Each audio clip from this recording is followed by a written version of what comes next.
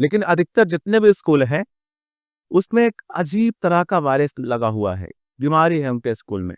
बीमारी ये है कि एग्ज़ाम फीस हम ले लेंगे, पेपर भी हम लेंगे, एग्ज़ाम भी लेंगे, लेकिन जब बारी आएगी बच्चों को दिखाना है कि भाई तुमसे गलती क्या हो गई है एग्ज़ाम में, वो गलती नहीं बताएँगे। और अगर पेरेंट्स चाहता है कि उसका फ़ोटो खींच ले, क्योंकि उस समय में उसको समझ में नहीं आ रहा है कि बच्चे ने क्या लिखा है, मार्क्स क्यों कम आया हुआ है। वो चाहता है कि पेरेंट्स को दिखाने के लिए, उनके डैड शाम को आते हैं काम करके, तो पेरेंट्स मीटिंग में नहीं आ सकते, इसलिए वो फ़ोटो खींच के अगर किसी को दिखाना चाहते हैं, अगर ट्यूशन के टीचर्स को दिखाना चाहते हैं कि क्या-क्या कमी हुई है, तो फ़ोटो आप नहीं खींच सकते। क्यों नहीं खींच सकते? क्योंकि स्कूल का यही रूल है।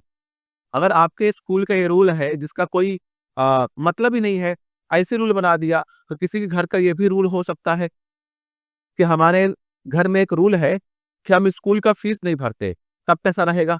कोई आके बोलेगा कि हम फीस नहीं भरेंगे, क्यों नहीं भरेंगे? क्योंकि हमारे घर का रूल है। अरे भाई, स्कूल है, एग्ज़ाम्स होते ही इसके लिए हुए कि भाई बच्चों की गलती मालूम पड़े कि उन्होंने क्या गलती किया है, ताकि नेक्स्ट एग्ज़ाम में वो गलती फिर से ना हो। लेकिन सब होता ही नहीं है। ये इफेक्टिवनेस है ही नहीं एग्ज़ाम में, स्कूल्स में है ही नहीं।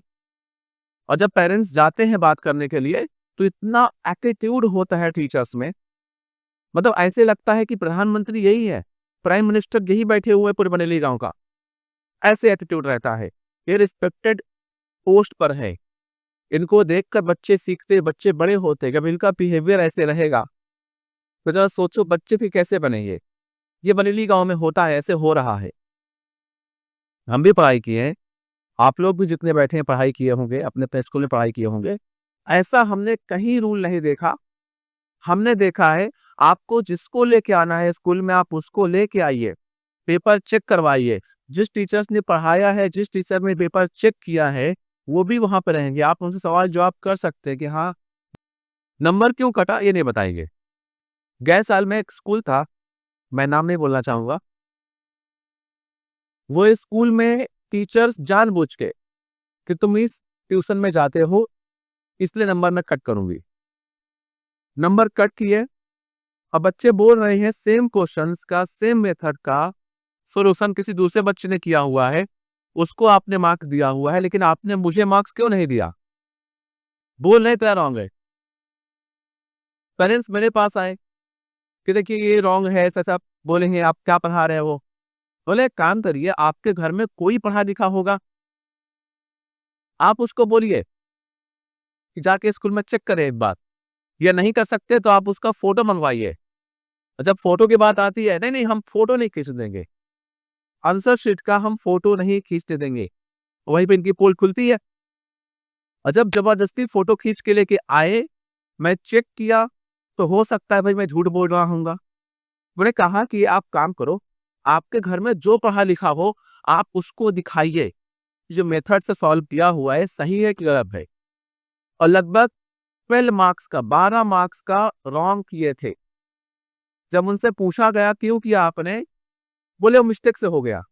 तो बोला गया मार्क्स बढ़ाइए, बोले नहीं अब मार्क्स बढ़ चुका है, मार्क्स रजिस्टर्ड में लिख चुका है, मार्क्स नहीं बढ़ाएँगे। ये मनमानी चल रही है स्कूल। ऐसा लग रहा है कि हम बच्चों को, हमारे बच्चों के फ्री में पढ़ा रहे हैं। भई बच्चे आपके हैं, इनके खुद के बच्चे इनके स्कूल में नहीं पढ़ते हैं, क्योंकि इनको मालूम है कि इनके स्कूल में पढ़ाई नहीं हो रही है। इसलिए इनके बच्चे बाहर पढ़ रहे हैं और आपके बच्चों को कैसे पढ़ाई करवा रहे हैं। मेरा सिंपल सा क्वेश्चन है, पेपर चेक हुआ है, तो पेपर को दिखाने में या पेपर का फ़ोटो खिंचवाने में आपको क्या तकलीफ है? या फिर हो सकता है कि आपके टीचर्स इतने काबिल नहीं हैं, इसलिए ऐसा रूल बना के रखे हो, क्योंकि वो 10वीं पढ़ा हुआ, 12वीं पढ़ा हुआ आपके स्कूल में पढ़ा रहे हैं। 12वीं पढ़े हुए हैं, गाइड खोले हुए हैं, गाइड खोल के पढ़ा रहे हो। गाइड से पढ़ाना कोई बुरी बात नहीं है, कोई गंदी बात नहीं है, अच्छी बात है। लेकिन गाइड को रेफरेंस के तौर पर यूज़ करना कि हाँ भाई, ये क्वेश्चन था ठीक है। लेकिन मैडम जी आती हैं, गाइड खोला हुआ है, देख-देख के बता रही हैं। ये कौन-सा मेथड है भाई? जब आपका खुद का कॉन्सेप्ट क्लियर नहीं है, तो बच्चों का कॉन्सेप्ट क्या क्लियर होगा? इसलिए मेरा आपसे रिक्वेस्ट है, आप सभी पेरेंट्स से रिक्वेस्ट है, वो टाइम गया कि जब एक गुरु भगवान के समान होते थे या भगवान से बड़े होते थे। उनका जो दर्जा होता था, जो पोस्ट होती थी, वो भगवान से भी बड़ी होती थी। आज के गुरु वो गुरु नहीं है।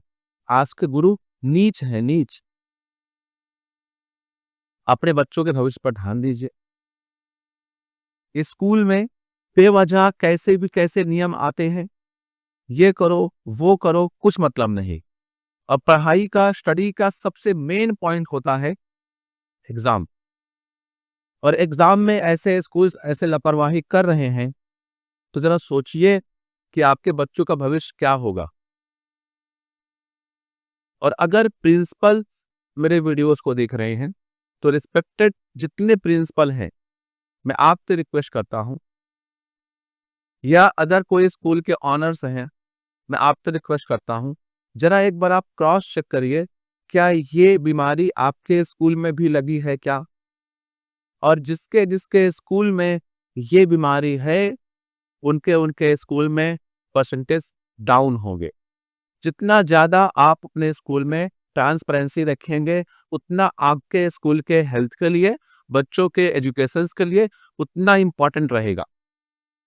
रिक्वेस्ट है मेरा, और सभी टीचर से कंप्लेन है मेरा, आप अगर ये रूल्स फॉलो करते हैं तो आपका जस्टिफिकेशन क्या है? क्यों ये रूल फॉलो करते हैं? क्या इससे बच्चों का इंप्रूवमेंट हो रहा है? क्या आपने उनके साथ में बैठ के आपने क्या एक एक गलती बताई कि आपने गलती किया हुआ, नेक्स्ट टाइम गलती नहीं करना है? अगर आप ऐसा करते हैं, यू आर वेलकम।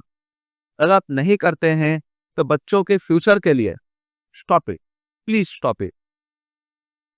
हमारे ट्यूशन में रूल कैसा है आपको मालूम है? एक एग्जाम बुक रहेगा, हर शनिवार को एग्जाम होगा। उस एग्जाम का जो भी मार्क्स उनके आए हुए हैं, संडे छुट्टी, मंडे को पेपर आपको भेजेंगे, वो पूरी बुक आपके पास भेजेंगे। आप साइन करेंगे, मार्क्स आया है, अच्छी बात है। मार्क्स नहीं आया हुआ है, तो बच्चे से भी पूछिए कि मार्क्स क्यों नहीं आया, क्या ट्यूशन में पढ़ाया नहीं गया, क्यों मार्क्स हमारे नहीं आए। और आप मुझे भी कॉल करिए कि मार्क्स क्यों नहीं आए सर इसके। बेसिक सा रूल है। और उसी बुक में 10 एग्जाम हो गए, 20 एग्जाम हो गए, सबका रिकॉर्ड है। तो उससे आपको मालूम पड़ता है किसके मार्क्स इंप्रूव हो रहे हैं कि नहीं हो रहे हैं। और एक एक गलती हम लोग वहां पर लिख के देते हैं कि हाँ, ये बच्चों की गलती हुई है, नेक्स्ट टाइम गलती नहीं होनी चाहिए। ये होता है एक रूल, ताकि, और यही वजह है, मैं बोलूंगा यही वजह है कि हमारे ट्यूशन के परसेंटेज हर साल 100% आते हैं। और हर साल हमारे बच्चे हर एक स्कूल में रैंक लेके आते हैं, चाहे वो एलबीएस हो, चाहे वो पार्वती हो, चाहे वो केपीके हो, चाहे वो एजीआर हो। हर एक स्कूल में बच्चे हमारे रैंक लेके आते हैं। मैं कभी नहीं बोलूंगा कि सिर्फ हमारे ही क्लास से पढ़ाई होती है। मैं छोटा सा इंसान हूं, हर एक ट्यूशन में, हर एक क्लासेस में पढ़ाई होती है, आई अग्री। लेकिन स्कूल में अगर थोड़ा सा हेल्प किया जाए, तो बहुत ही ज्यादा अच्छी बात हो सकती है।